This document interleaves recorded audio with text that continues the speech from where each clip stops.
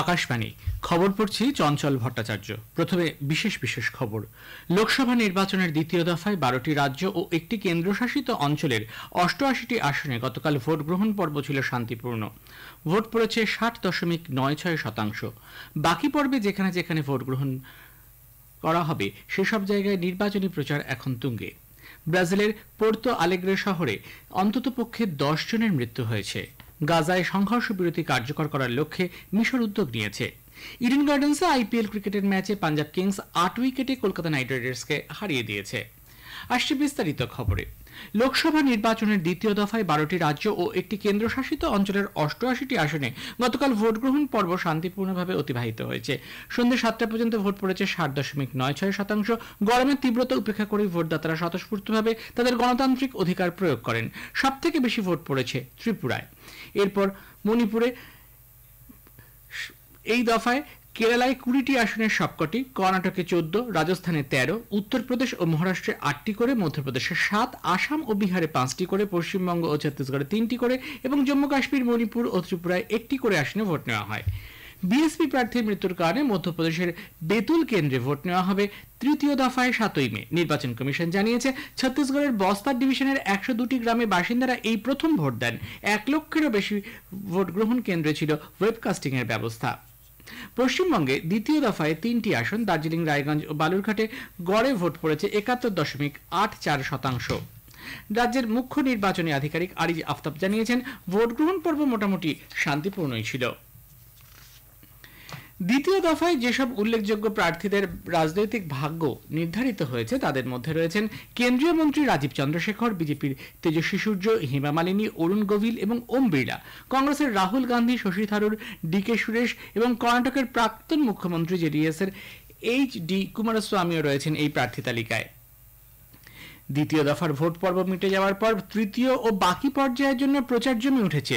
প্রবীণ BJP নেতা স্বরাষ্ট্রমন্ত্রী অমিত শাহ আজ গুজরাটের পোরবন্দর, ভারুচ ও পঞ্চমহলে দলীয় প্রার্থীদের সমর্থনে 3টি জনসভা করবেন। ভাদোদারায় তাঁর একটি রোড শো করার কথা। কংগ্রেস নেত্রী প্রিয়াঙ্কা গান্ধী ভাদোদারা, ভালসাদ জেলায় এবং ধরমপুরে নির্বাচনী সমাবেশে ভাষণ দেবেন। দক্ষিণ গুজরাটে এটিই হবে তাঁর প্রথম প্রচার। প্রবীণ কংগ্রেস নেতা মুকুল ওয়াসনিক এবং রাজ্য কংগ্রেসের শক্তি সিং গেহিলও প্রচার অভিযানে সামিল হবেন। এদিকে ভারতীয় জনতা পার্টির জাতীয় সভাপতি জগৎ প্রসাদ নাড্ডা ভারত যে বিশ্বের বৃহৎ অর্থনীতিগুলির অন্যতম হিসেবে আত্মপ্রকাশ করেছে তার জন্য প্রধানমন্ত্রী নরেন্দ্র মোদীকে কৃতিত্ব দিয়েছেন। তিনি গতকাল কর্ণাটকের বিদারে এক জনসভায় ভাষণ দিচ্ছিলেন। গত 10 বছরে প্রধানমন্ত্রী দেশে এক আমূল পরিবর্তন এনেছেন এবং উন্নয়নের পথে দেশকে চালিত করেছেন বলে শ্রী নাড্ডা উল্লেখ করেন। শীর্ষ বিজেপি নেতা প্রধানমন্ত্রী নরেন্দ্র মোদী গতকাল পশ্চিমবঙ্গের মালদায় এক জনসভায় বলেছেন, তৃণমূল কংগ্রেস ও কংগ্রেস রাজ্যে একে অপরের বিরুদ্ধে লড়াইয়ের ভান করলেও আসলে তাদের মানসিকতা ও নীতি একই। দুই দলই তোষণের রাজনীতি করছে বলে তাঁর অভিযোগ। শ্রী মোদী অভিযোগ করে বলেন, এনডিএ সরকার দেশের স্থায়িত্বের লক্ষ্যে যেসব পদক্ষেপ নিয়েছে কংগ্রেস ও তার জোটসঙ্গীরা সেগুলিকে পাল্টে ফেলতে চাইছে। ক্ষমতায় এলে কংগ্রেস দেশের মানুষের সম্পত্তি কবজা করার চেষ্টা করবে বলে তার মন্তব্য।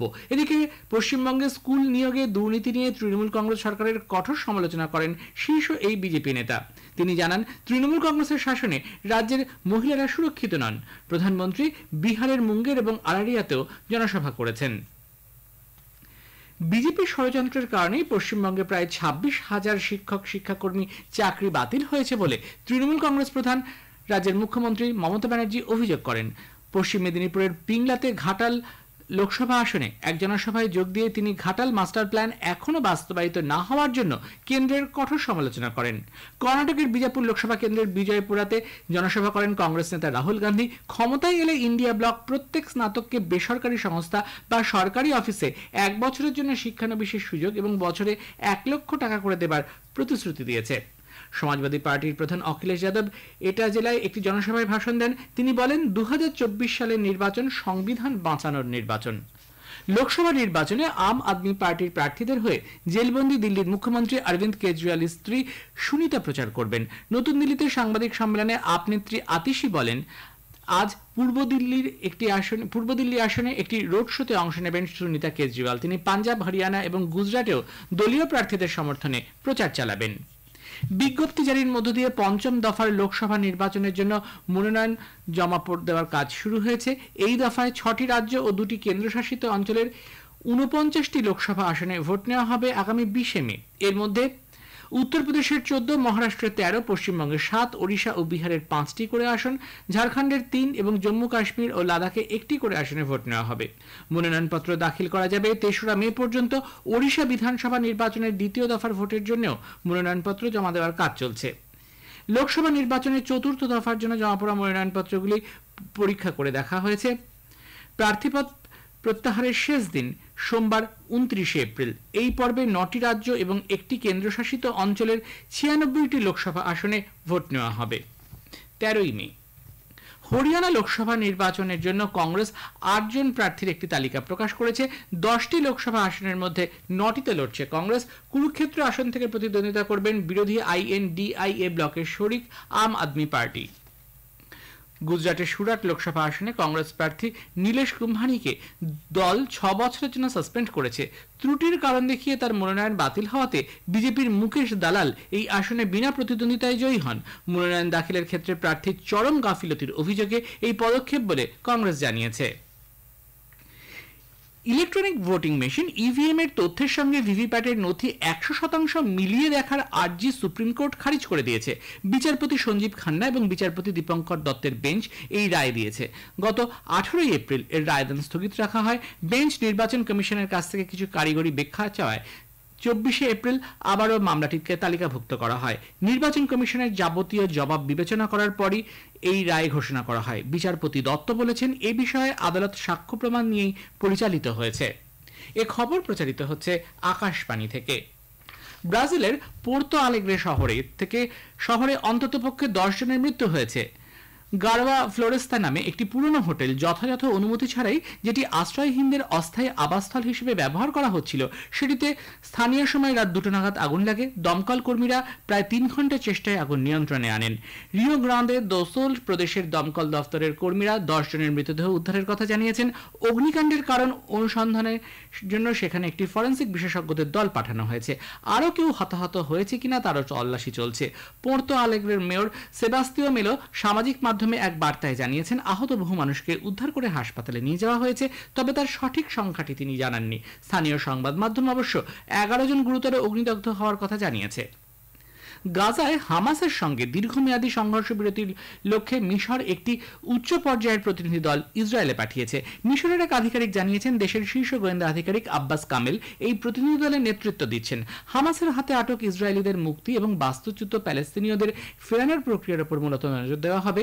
এদিকে লেবাননের হিজবুল্লাহ বিতর্কিত অঞ্চলে ইসরায়েলি সেনার কনভয় লক্ষ্য করে ট্যাঙ্ক ও বিধ্বংসী ক্ষেপণাস্ত্র ও গোলা ছুড়েছে বলে খবর। প্রতিরক্ষা সচিব গিরিধর আরমানে সাংহাই সহযোগিতা সংগঠন এসসিওর সমৃদ্ধি এবং উন্নতি নিশ্চিত করার জন্য সদস্য দেশগুলিকে সব ধরনের সন্ত্রাসবাদের বিরুদ্ধে কোনো রকমের আপোষ না করে কাজ করতে বলেছেন। কাজাখস্তানের আস্তানায় এসসিওর প্রতিরক্ষা মন্ত্রীদের বৈঠকে যোগ দিয়ে নিজের ভাষণে শ্রী আরমানে বলেন, এসসিও অঞ্চলের শান্তি, স্থিতাবস্থা এবং নিরাপত্তা বজায় রাখতে ভারত দৃঢ়ভাবে প্রতিশ্রুতিবদ্ধ। পাক অধিকৃত কাশ্মীরে মুজাফফরাবাদের পার্শ্ববর্তী গ্রামগুলিতে ভূমিধস ও বন্যার ফলে স্বাভাবিক জনজীবন বিপর্যস্ত।